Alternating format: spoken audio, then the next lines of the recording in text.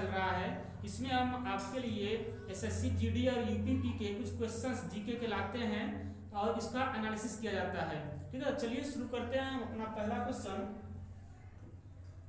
पहला क्वेश्चन कह रहा है कि ओजोन परत जो कि पराबैंगनी विकिरण को अवशोषित करती है वह वायुमंडल की किस परत में पाई जाती है। ठीक है, चलिए थोड़ा सा हम ओजोन के बारे में बात करते हैं। ओजोन जो होता है इसका रासायनिक सूत्र होता है O3, यानी कि ये ऑक्सीजन के 3 परमाणुओं से मिलकर बनता है। ओजोन 2 तरह का होता है। ठीक है, एक होता है बैड ओजोन और एक होता है गुड ओजोन। जो बैड ओजोन होता है ये पाया जाता है क्षोभ मंडल में और गुड ओजोन पाया जाता है हमारे समताप मंडल में। ठीक है, ये पाया जाता है समताप मंडल में। समताप मंडल में पाया जाने वाला जो ओजोन होता है, ठीक है, ये पूरे ओजोन का लगभग 90% पाया जाता है। और ये जो बैड ओजोन होता है जो क्षोभ मंडल में पाया जाता है ये पाया जाता है 10%। हम क्षोभ मंडल में पाए जाने वाले ओजोन को बैड ओजोन या बुरा ओजोन इसलिए कहते हैं क्योंकि ये हमारे वायुमंडल में पॉल्यूटेंट यानी कि प्रदूषक का कार्य करता है। ठीक है, ये प्रदूषक का कार्य करता है, एक प्रकार का प्रदूषण होता है क्षोभ मंडल में, इसलिए इसको हम लोग बैड ओजोन कहते हैं। समताप मंडल में ये अच्छा काम करता है। ये क्या करता है, ये सूर्य से आने वाली पराबैंगनी विकिरण को अवशोषित कर लेता है, जिससे हमें कैंसर, त्वचा कैंसर जो होता है स्किन कैंसर, वो होने से बच जाता है। ठीक है, बात करें ओजोन की तो ओजोन जो है इसको बचाने के लिए ओजोन संरक्षण दिवस मनाया जाता है। ओजोन संरक्षण दिवस मनाया जाता है। ये ओजोन संरक्षण दिवस 16 सितंबर को मनाया जाता है। ओजोन को ओजोन की परत कितनी मोटी है कितनी मोटी नहीं है इसकी मोटाई नापने के लिए हम जिस इकाई का प्रयोग करते हैं, यानी ओजोन परत की मोटाई, ठीक है ना, हम डाप्सन इकाई में नापते हैं। ठीक है, इसको डाप्सन की इकाई में नापा जाता है। ठीक है, चलिए बात करते हैं अपने कुछ ऑप्शंस में। जो हमारा ऑप्शन दिया है समताप मंडल, समताप मंडल की बात करें तो यहाँ पर कोई मौसमी घटना नहीं घटती है। यहाँ पर कोई मौसमी घटना नहीं घटती है। जैसे यहाँ पे बरसात, आंधी, तूफान, ऐसी घटनाएं नहीं होती है। ठीक है, तो यहाँ पे मौसमी घटनाएं नहीं घटती हैं। यहाँ पे मौसमी घटनाएं नहीं होती हैं और सभी मौसमी घटनाएं कहाँ होती हैं, क्षोभ मंडल में। यहाँ पे मौसमी घटनाएं, यहाँ पर मौसमी घटनाएं घटित होती हैं। मौसमी घटनाएं घटित होती हैं क्षोभ मंडल में। क्योंकि समताप मंडल में कोई भी मौसमी घटना नहीं घटता, इसलिए यह हवाई जहाज यानी कि हम कहें प्लेन उड़ाने के लिए आदर्श माना जाता है। एक प्लेन उड़ाने के लिए क्या है, प्लेन उड़ाने के लिए एक आदर्श माना जाता है। ठीक है, अब देखा जाए तो जो आयन मंडल है, ये आयन मंडल इस हमारे बाह्य वायुमंडल का भाग होता है और आयन मंडल में रेडियो तरंगे जो होती हैं इनको भेजा जाता है और ये टकराकर वापस आती हैं, जिससे कि हमें टेलीविजन और हमारे मोबाइल फोन इन सब पे नेटवर्क मिलता रहता है। ठीक है, तो ये रहा हमारा एक पूरा एनालिसिस। इस एनालिसिस के आधार पे हम ये बोल सकते हैं, ठीक है ना, कि ओजोन परत कहाँ पाया जाता है, समताप मंडल में, यानी ऑप्शन डी सही है। देखिए, ओजोन परत को बचाने के लिए कुछ संधि हुई है या कुछ नियम बनाए गए हैं। इस नियम को हम बोलते हैं मॉन्ट्रियल। ठीक है, ये कहाँ है, मॉन्ट्रियल प्रोटोकॉल कहा गया इसको। ये प्रोटोकॉल ओजोन परत को नुकसान पहुंचाने वाले जो भी पदार्थ हैं उनके उत्पादन को रोकता है।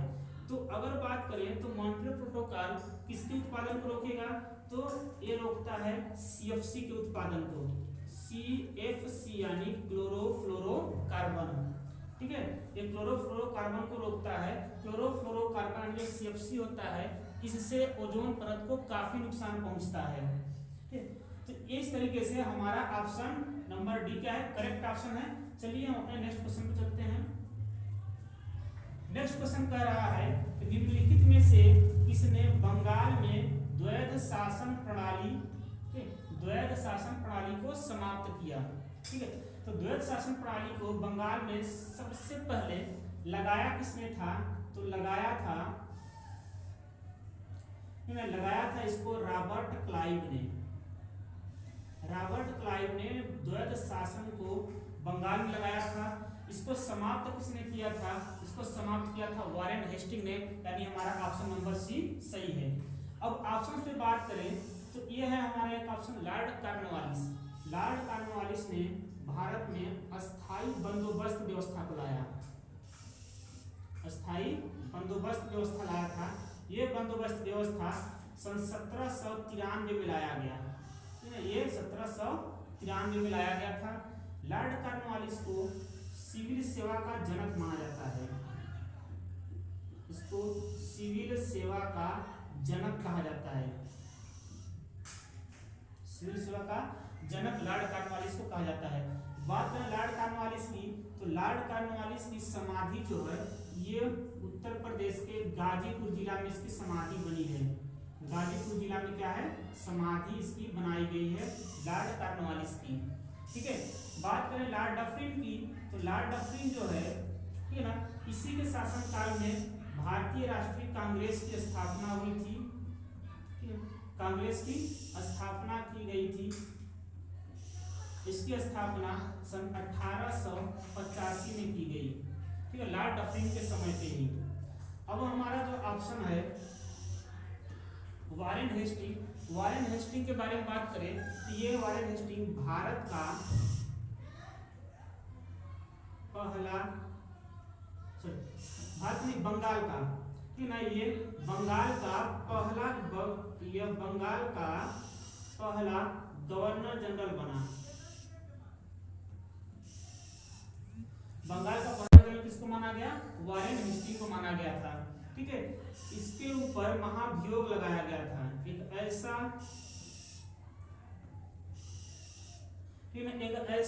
गवर्नर जनरल था जिसके ऊपर क्या लगाया गया? महाभियोग लगाया गया था। किसके द्वारा? तो हम कह सकते हैं कि इसके ऊपर महाभियोग बर्क के द्वारा लगाया गया था। बर्क के द्वारा लगाया गया है। ठीक, वारेन हेस्टिंग के ही समय में सन 1784 ईस्वी में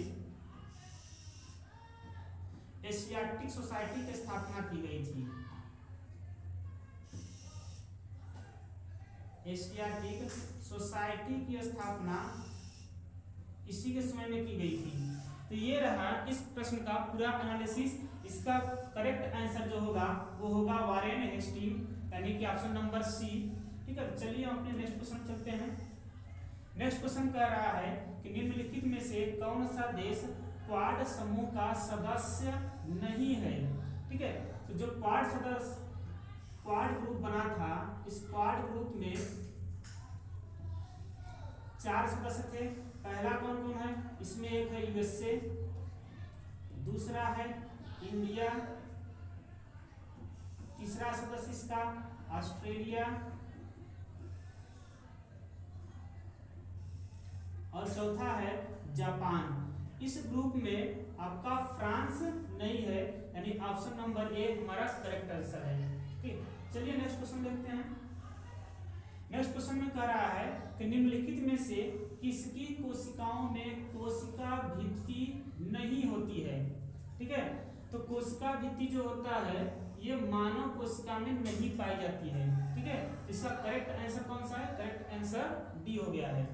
कोशिका भित्ति कवक में पाई जाती है, तो कवक में पाई जाने वाली कोशिका भित्ति को क्या कहते हैं? काइटिन। ठीक है, इसमें काइटिन नाम का क्या पाया जाता है? काइटिन नामक कोशिका भित्ति होती है। काइटिन नामक कोशिका भित्ति पाई जाती है। ठीक है, कोशिका भित्ति अच्छे से देखा जा सकता है इसमें पौधों में जो पौधे होते हैं, ठीक है ना, पौधों में जो कोशिका भित्ति पाई जाती है ये किसकी बनी होती है? ये बनी होती है सेलुलोज की। सेलुलोज एक प्रकार का कार्बोहाइड्रेट होता है। यह एक प्रकार का क्या होता है? सेलुलोज कार्बोहाइड्रेट का ही फॉर्म है। ठीक है, इस तरीके से हमारा ऑप्शन कौन सा? ऑप्शन नंबर डी करेक्ट हो जाता है। चलिए नेक्स्ट क्वेश्चन देखते हैं। भारत में सीसा का उत्पादन करने वाला एकमात्र राज्य, ठीक है। शीशा का उत्पादन जो होता है, शीशा हमेशा शीशा और जस्ता दोनों एक साथ मिलते हैं। शीशा और जस्ता दोनों एक साथ मिलते हैं, इसलिए इनको कहा जाता है जुड़वा खनिज। शीशा और जस्ता को क्या बोलेंगे? जुड़वा खनिज बोलते हैं। ठीक है। शीशा जस्ता पाया जाता है सबसे ज्यादा राजस्थान में।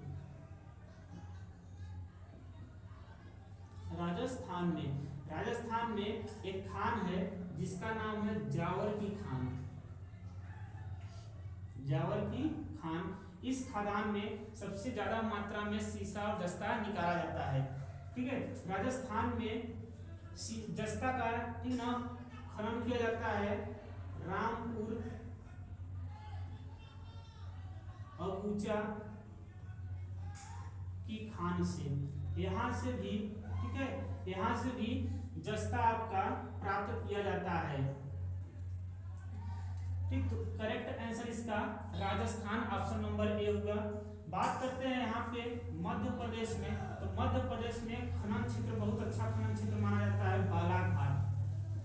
ठीक है, बालाघाट क्षेत्र है। ठीक है, जहाँ से हमें क्या मिलता है, जहाँ से हमको मैग्नीज अच्छी खासी मात्रा में मिल जाती है। ठीक है, तो चलिए देखते हैं अपना नेक्स्ट क्वेश्चन। नेक्स्ट क्वेश्चन में है मिलान करने के लिए। ठीक है, सूची 1 को सूची 2 से मिलान कीजिए। देखिए मेट्टूर बांध जो है, ठीक है ना, एक मेट्टूर बांध किधर दिया गया है बांध, और ये है वो किस राज्य में स्थित है। तो आइए मिलाते हैं। हीराकुंड बांध जो है, हीराकुंड बांध कहाँ पे है? उड़ीसा में है। अपने ऑप्शन में देखें तो ऑप्शन में, ठीक है ना, यहाँ पे डी जो है चौथे से मिला है, तो डी चौथे पर है, यानी ऑप्शन नंबर 1 क्या हो जाता है हमारा सही हो जाता है। ठीक है, बात करें मेट्टूर बांध की। मेट्टूर बांध है तमिलनाडु में। ये मेट्टूर बांध कावेरी नदी पर स्थित है। ठीक, मेट्टूर बांध कहाँ पर है? मेट्टूर बांध कावेरी नदी पे है। बात करें मयूराक्षी की, तो मयूराक्षी जो बांध है ये पश्चिम बंगाल में है, मयूराक्षी नदी पर। नागार्जुन सागर बांध की बात करें तो नागार्जुन सागर बांध जो है वो कृष्णा नदी पर है, कृष्णा नदी पर स्थित है, और ये है हमारा आंध्र प्रदेश में।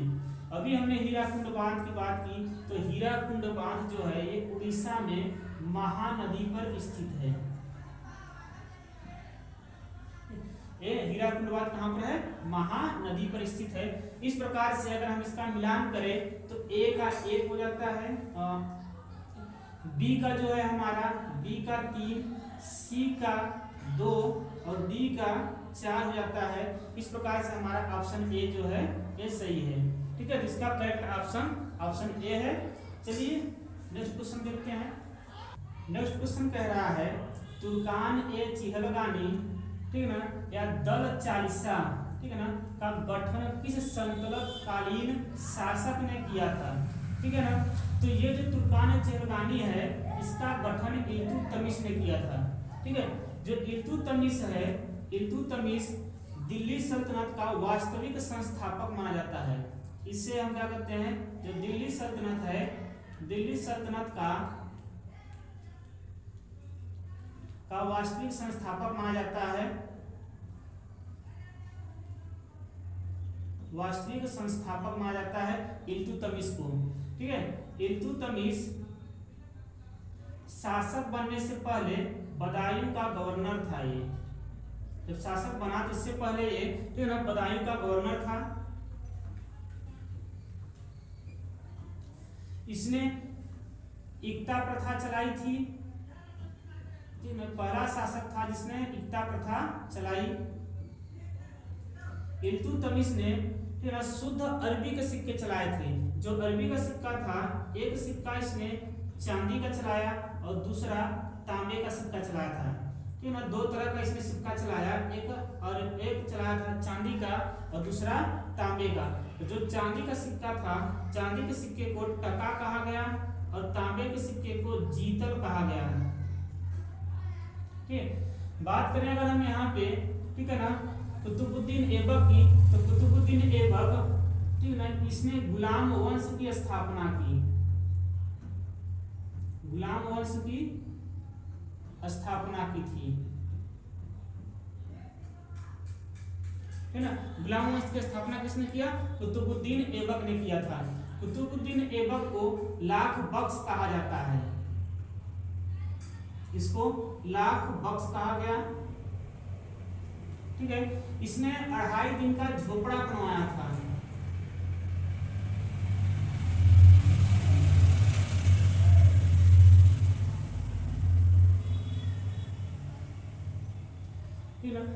अगर बात करें कुतुबुद्दीन ऐबक की, तो कुतुबुद्दीन ऐबक ने क्या किया? 2.5 दिन का झोपड़ा बनवाया था। बलबन क्या किया था? बलबन ने जो ये दल चालीसा था, ठीक है ना, दल चालीसा को समाप्त किया। दल चालीसा को क्या किया गया था? दल चालीसा को इसने समाप्त किया।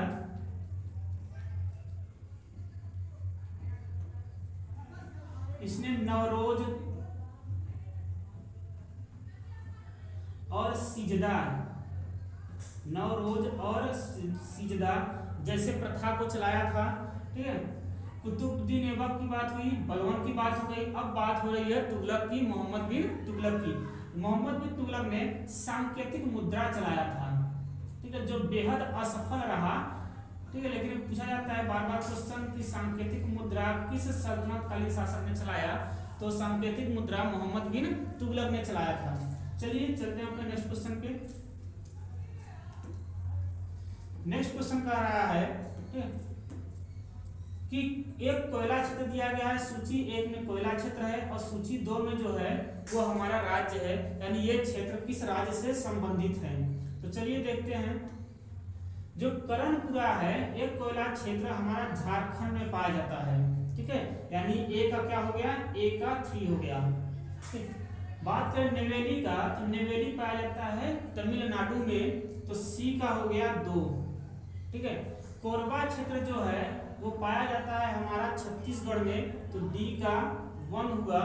और बात करें सिंगरेनी की, तो सिंगरेनी कहाँ पर है? आंध्र प्रदेश में। अब ये तेलंगाना में हो गया है, तो डी का 4 हो जाएगा, ठीक है। देखते हैं ऐसा जो है कोडिंग कहाँ किया गया है? ए का 3, बी का 4, ठीक है ना। ऑप्शन नंबर सी हमारा सही है। बात करें जो नेवेली क्षेत्र है, तो नेवेली क्षेत्र जो तमिलनाडु में पाया जाता है, ठीक है, यहाँ पर लिग्नाइट कोयला बहुत बड़ी मात्रा में पाई जाती है। यहाँ पर लिग्नाइट कोयला बहुत बड़ी मात्रा में पाई जाती है। कोयले की बात करें तो कोयला कितने प्रकार का होता है? कोयला की बात करें तो कोयला 4 प्रकार का होता है। एक होता है पीट कोयला, दूसरा होता है बिटुमिनस, फिर होता है लिग्नाइट, और लास्ट जो चौथा प्रकार होता है वो होता है एंथ्रेसाइट। एंथ्रेसाइट जो है ये सबसे अच्छे क्वालिटी का यहाँ पे कोयला माना जाता है। इसको ठीक ना, अच्छे क्वालिटी का कोयला कौन होता है? एंथ्रेसाइट होता है, ठीक है।